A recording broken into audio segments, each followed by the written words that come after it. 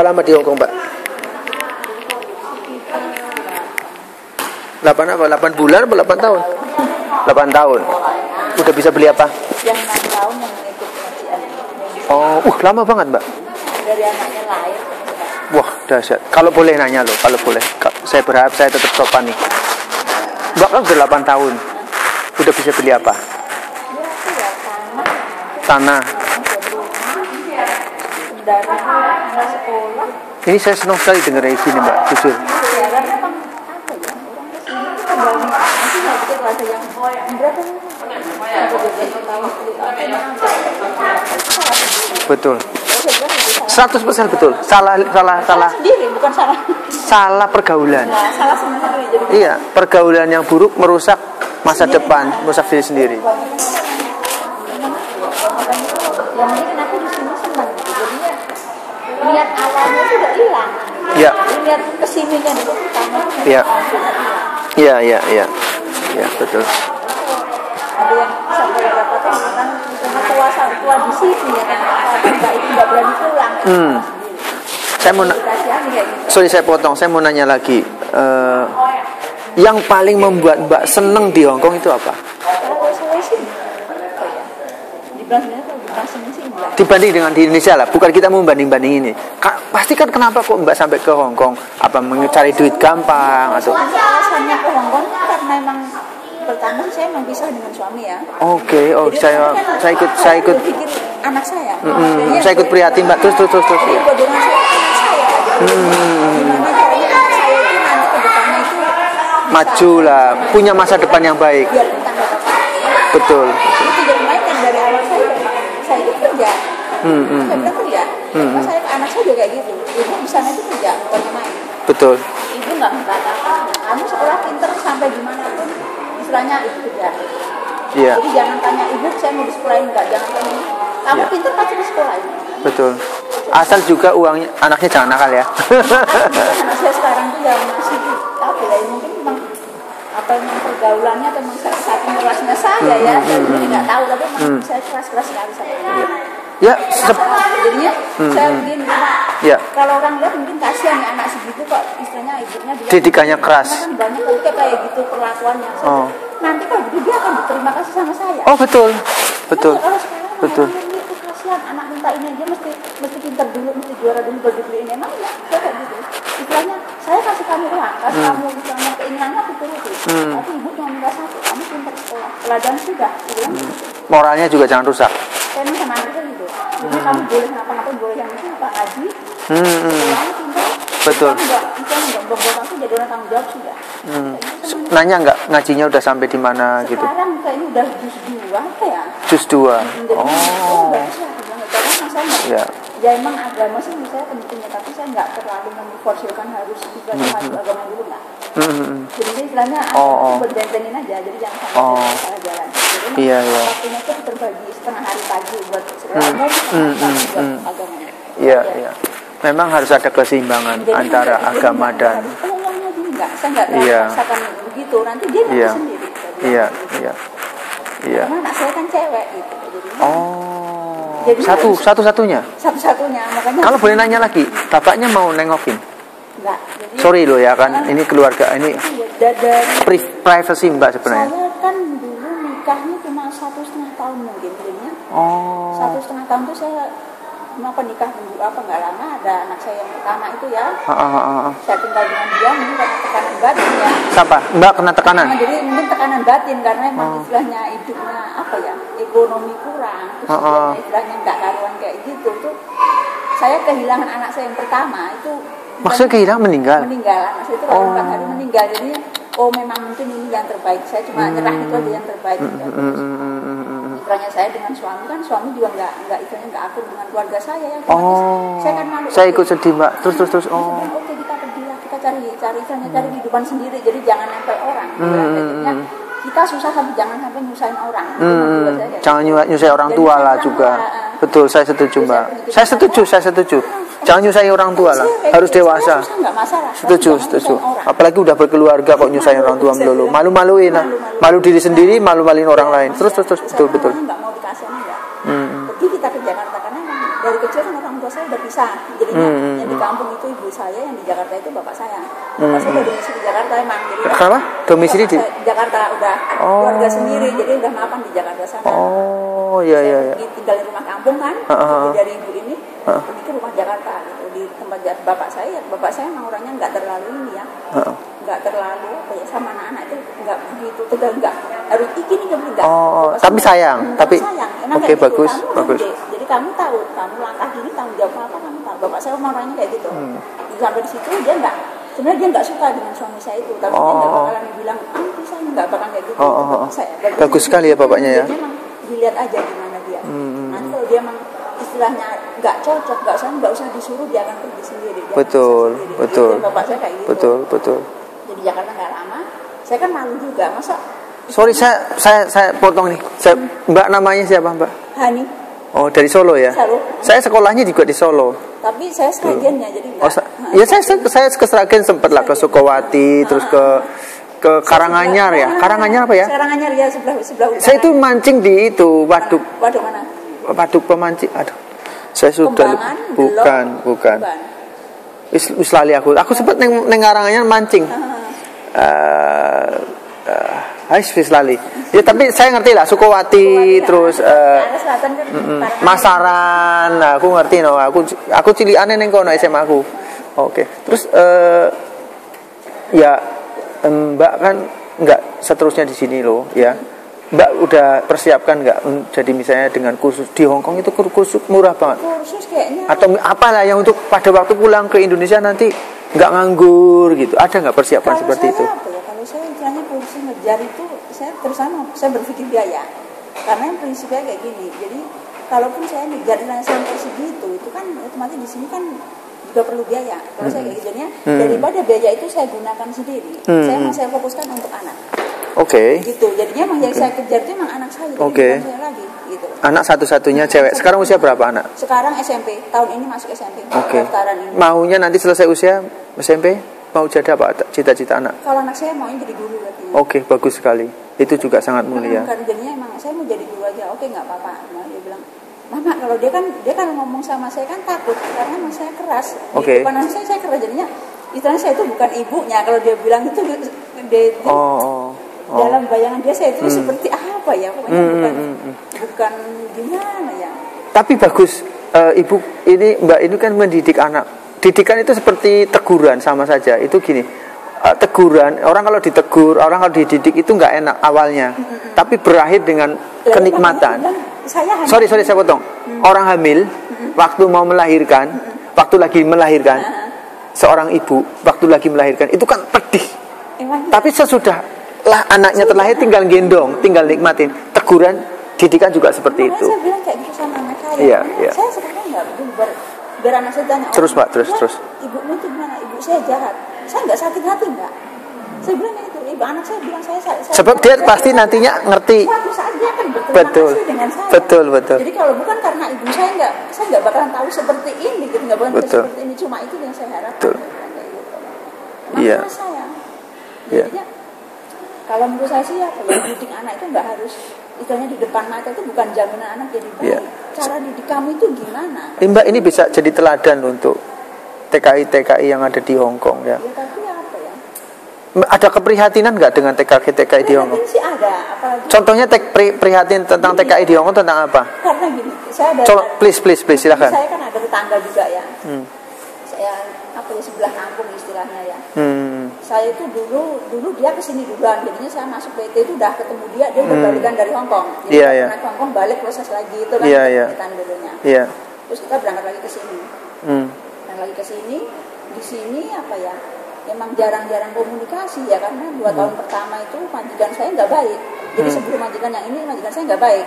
Jadi saya nggak ada pegang HP, nggak ada sebebas kayak sekarang itu nggak ada. Jadi terlalu tertekan sekali. Oke, jadi kurang komunikasi. Iya. Begitu saya ketemu yang tetanggaku ini, dia pinjam uang 2.200 waktu itu. Pinjam ke siapa? Pinjam ke saya 2.200. Terus? Karena rumahnya kan tahu saya dari kampungnya kan. Oke, no problem. Terus 2 tahun selesai, saya 22 bulan yang majikan pertama itu di intermediate. Saya bilang saya nggak nyerah karena itu bukan kesalahan saya. Jadi di intermediate itu bukan saya buat kesalahan. Majikannya yang mungkin perasaan nggak nyaman atau gimana. Saya lagi pulang Indonesia. 22 bulan kan tinggal 2 bulan lagi, kenapa nggak tengok anak dulu? Saya bilang pulang ke Indonesia cuti. Itu di Indonesia proses lagi kan setengah tahun gitu. Iya. Dapat majikan yang ini. Saya bilang oke, saya berangkat lagi. Saya bilang sebenarnya pulangnya itu ya seneng gagal seneng. Iya. Pulang 2 bulan, bayangkan harus pulang 2 bulan harus mulai dari 0 sampai 7 bulan lagi. Belum selesai lagi kan, dari 1 tahun ke 2. Oke, nggak masalah. Pulang mulai dari 0 kan. Dapat majikan ini. Jadi majikan itu emang apa ya? Majikan ini emang nggak tahu emang karena orang cocok ya. Kalau majikan itu kan cocok enggaknya.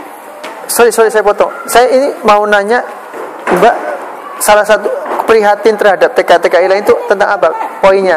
Sorry loh. Begitu masuk sini dia mereka lupa asalnya. Contohnya lupa asal tentang apa? Asalnya contohnya. Begitu masuk di sini, bilangnya kan kalau orang Jawa bilang apa ya? Kere munggah balik. Kere munggah balik. Bahasa kasar saya. Kere munggah balik itu kan orang yang miskin mendadak jadi kaya. Makanya kan jadi lupa diri. Enggak ingat, oh ya orang tua saya di kampung itu makan enggak ya? Oh rumah saya lupa sama di kampung. Enggak ya. Seolah-olah di sini Pak, aku yang penting hari ini hidup, besok mati aku dipulangin negara. Bahasa wow. Ini jangan sampai ini wah gitu, gawat tuh gitu tuh. Udah malah udah 60% kayak gitu. Pada lupa. Baru masuk sini udah gayanya udah kayak gitu. Kasihan yang di kampung sana itu. Betul Mbak, betul. Kalau saya kayak gitu, saya prihatinnya di situ. Ini kasihan sekali saya bilang kayak gitu. Makanya orang-orang bilang kalau di sini kayak teman saya yang di sini tuh dia udah 10 tahun sekarang. Belum pernah bisa pulang. Kenapa? 10 tahun belum pernah habis kontrak. Gimana mau pulang? Belum pernah habis kontrak. Belum pernah habis kontrak 10 tahun. Termini terus. Kenapa Kenapa bisa? Itu kan kesialan itu. Kalau itu sial bukan kesialan. Kenapa? Karena dianya yang bertingkah macam-macam. Yang pertama lesbian atau apa? Dia lesbi. Biasanya kan orang-orang yang kayak gituan. Sorry ya, saya langsung tutup poin. Kalau saya lihat banyaknya itu karena lesbian kebanyakan. 2 tahun pertama dianya majikannya baik, dianya juga suka. Dia bawa orang masuk rumah. Of course. Langsung ditendang keluar kan. Bawa sama-sama cewek. Ibu sama-sama cewek. Percintaan cewek dengan cewek. Orang kan nggak mau terima biar itu cewek atau cowok atau banci. Yang penting rumahku kamu masukin, aku nggak terima. Betul. Kamu kan emang privasinya kayak betul, gitu. Betul. Tanpa izin kamu nggak bisa bawa orang masuk ke rumah. Betul. Di Hongkong kan juga security-nya 24 jam. Biarpun tanpa security, dia langsung buka pintu, langsung memang orangnya di dalam kok. Mau ngomong apa? Oh, ketemu sama majikannya gitu? Majikannya. Hancur dia. Makanya langsung capila. Kok caule ya? Capila pergilah dia keluar. Begitu dia cari majikan lagi, dianya suka, majikannya nggak senang cara kerjanya. Ya orang namanya nggak serius kerja, gimana mau senang majikan? Sebenarnya sering terjadi bukan karena sial, tapi karena sial itu kesalahan sendiri. Pola hidup apa? Salah tingkah ya. Harusnya kan tahu, oh ya saya di sini kerja. Salah hidup. Kerjaan saya kan harus kayak gitu. Tanggung jawab lah. Harusnya kan kayak gitu. Biasanya kalau yang di Hongkong itu ya saya sih nggak bermaksud untuk menyakitin orang-orang lesbian, tapi kebanyakan kalau yang saya lihat. Kebanyakan kayak gitu. Oh, selain lesbian kira-kira apa Mbak? Yang menghancurkan peminjaman uang. Karena keponakan saya juga kayak gitu. Kenapa? Dia di sini 2 tahun, oke majikannya baik 2 tahun kan habis cuti pulang, bareng dengan saya cuti pulang, balik ke sini setengah tahun. Tiba-tiba langsung ibu saya di rumah sana bilang adikmu pulang, kenapa? Ambil uang 70.000. Majikannya tahu get out lah, nggak bisa masuk Hongkong lagi. Ambil uang 70.000, berarti sekitar 90 juta dong. 90 juta Indonesia. 90 juta lebih itu. Lebih. Kenapa berani seperti itu? Mana saya tahu. Adik kandung? Adik apa ya? Adik ipar lah. Adik ipar, adik ponakan. Adik ponakan. Bukan adik ipar, adik ponakan. Enggak bisa ngomong orang kayak gitu emang apa ya? Dia buat bikin rumah di kampung? Kalau katanya sih buat bikin rumah katanya. Sampai sekarang juga suaminya yang ngembaliin. Tapi itu kan tiang lebih berat besar pasak daripada tiang. Jangan maksa-maksa seperti itu. Banyak yang terjadi seperti itu di Hongkong ya, TKI ya. Yang kedua kayak gitu. Jadi yang pertama tuh lesbi, yang buat orang lupa itu pasti. Yang kedua masalah pinjaman bank. Yang ketiga cowok, ya pasti. Cowok itu maksudnya? Cowok yang Bangladesh itu yang pacaran sama Bangladesh atau Pakistan atau India kan banyak. Itu yang memang Mbak lihat sendiri? Saya lihat sendiri memang, teman saya ada. Saya juga ngelihat sendiri sih. Ya. Tapi gimana kalau mereka punya keluarga di Indonesia? Ada nggak Mbak pernah lihat? Ada, tapi emang karena mereka di sini tuh mikirnya saya hidup di sini kok. Ya kasihan suaminya dong. Kan saya bilang tadi udah masuk ke sini dia lupa asalnya. Ya kasihan suaminya di sana. Orang kayak gitu udah nggak ada perasaan kasihan. Yang penting saya di sini senang gitu loh. Makanya saya bilang tadi masuk ke sini mereka lupa. Enggak sedih nggak? Kadang-kadang itu ada yang pakai atribut enggak nyebutin agama tertentu. Kadang-kadang itu kan pakai atribut keagamaan. Ada lah, kamu pernah yang jangan sebutin agama apa, jangan sebutin pakai ini nih. Pernah terjadi kan? Gimana? Yang di mana di Koswebe atau di mana itu? Kenapa? Masa dilepas ininya cuma buat kayak gituan? Buat gituan maksudnya? Apa namanya? Bercintaan. Bercinta. Aduh, meriatin sekali. Makanya Ya. Bilang, itu kan munafik dong. Mas saya bilang boleh kayak gitu. Itu keturunan ular berudak gitu yang gitu tuh. Saya bilang kayak gitu, nggak usah lah ditutup, aku bilang. Malu lah. Mendingan gak usah pakai gituan dong. Gitu. Ya ini nggak ngomong agama tertentu ya. Kalau saya itu orang Kristen Mbak, tapi jujur saya paling jangan. Emang itu Tuhan itu paling. Bukan agamanya kok. Itu emang orangnya. Iya. Itu bukan orangnya nggak bisa dibilang. Oh agama ini nggak bisa dibilang kayak gitu. Setuju. Itu manusianya. Siapa iya.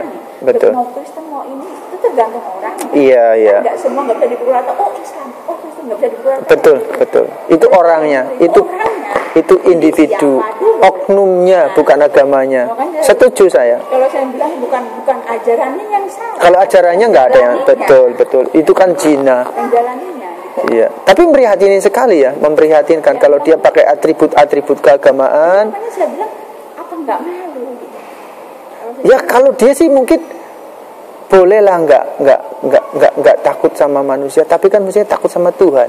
Tapi apa? Maksudnya takut sama suaminya. Tapi yang nggak gini orang dia rasa malu dia udah nggak punya gimana mau takut? Itu kan sumbernya karena rasa malunya itu sudah nggak ada. Ya saya sih kadang pernah sempat nanya. Makanya apa kehilangan rasa malu sudah. Iya. Bukannya takut atau bukan. Ada saran Mbak ke Mbak di TKI kalau itu? Saran ya susah kayaknya kalau terlalu konflik sih. Terlalu apa ya? Sering pernah nggak ngasih saran ke Mbak TKI? Saya ya teman-teman yang terdekat aja. Kalau misalnya teman terdekat emang Mbak saya mau rubah jalan saya, tapi kayak tegur senggol sedikit perkara apa ya dia mau berubah Mbak ya terserah karena itu dari orangnya kan enggak tapi yang Mbak kasih saran itu lesbian atau orang munafik? Lesbian ada yang orang saya sebutin munafik aja lah. Munafik itu yaitu pakai atribut agama tapi kadang-kadang kalau teman saya yang lain yang emang tahu betul-betul kalau nyindir kayak gini atasnya apa bawahnya lubang biarin lah kadang-kadang jadi kenapa nggak dibuka aja sekalian? Mendingan nggak usah pakai atribut keagamaan ya. Kenapa nggak dibuka aja sekalian? Jadi ternyata mau jungkir balik itu dibenci sama Tuhan loh Mbak. Orang yang munafik itu dibenci sama Tuhan.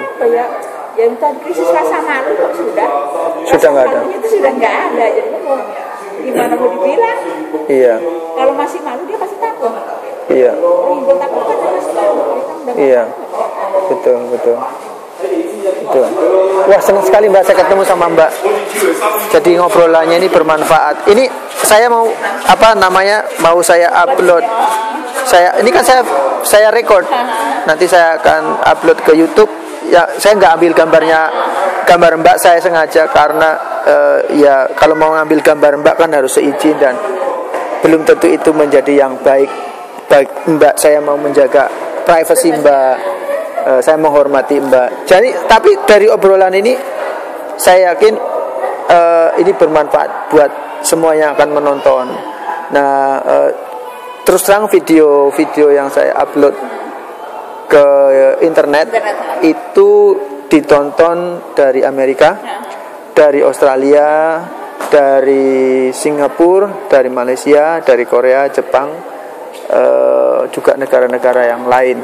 Jadi saya yakin obrolan kita ini menjadi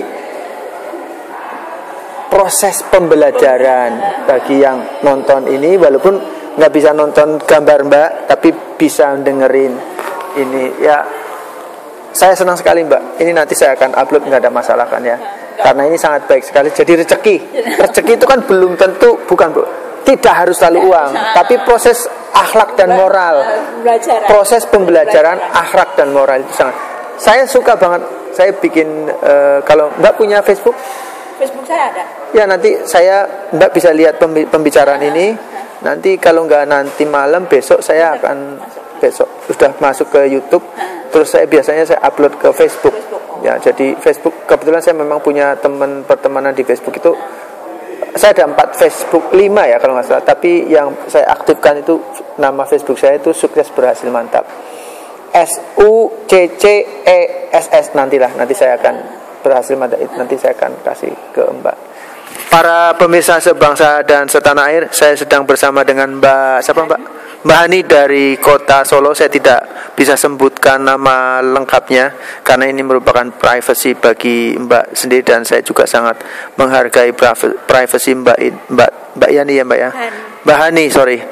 Dan saya yakin bahwa proses pembelajaran dari video ini sangat berguna bagi Anda para TKI yang ada di Hong Kong, TKI yang ada di Arab Saudi, yang ada di Amerika, yang ada di Australia, yang ada di Singapura, ada di Korea, ada di Jepang. Sekali lagi saya yakin sekali bahwa video ini akan sangat menjadi rezeki bagi Anda semua. Bagi Anda yang ingin menjadi teman saya di Facebook, Anda tinggal tinggal add nama Facebook saya Sukses Berhasil Mantap. Di bawah video ini nanti ada tulisan Sukses Berhasil Mantap dan Anda tinggal add, nanti saya akan kirim. Sekali lagi terima kasih Anda sudah mengikuti perbincangan saya dengan Mbak Hani dari kota Solo. Saya melihat Mbak Hani bisa menjadi teladan. Saya tiba-tiba kenal begitu aja, belum pernah kenal ketemu sebelumnya, tapi saya melihat Mbak Hani ini sangat berpotensi untuk menjadi wanita teladan karena dia sangat memperhatikan anaknya. Saya berharap Mbak Hani nanti akan memiliki rumah tangga yang sakinah kalau Mbak Hani masih punya hasrat untuk berkeluarga, dan Tuhan yang mempertemukan dengan orang yang tepat sehingga tidak akan kecewa.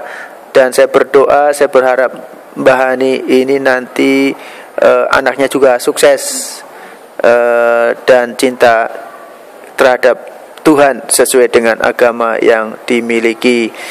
Karena bagaimanapun kita akan dari tanah kembali menjadi tanah.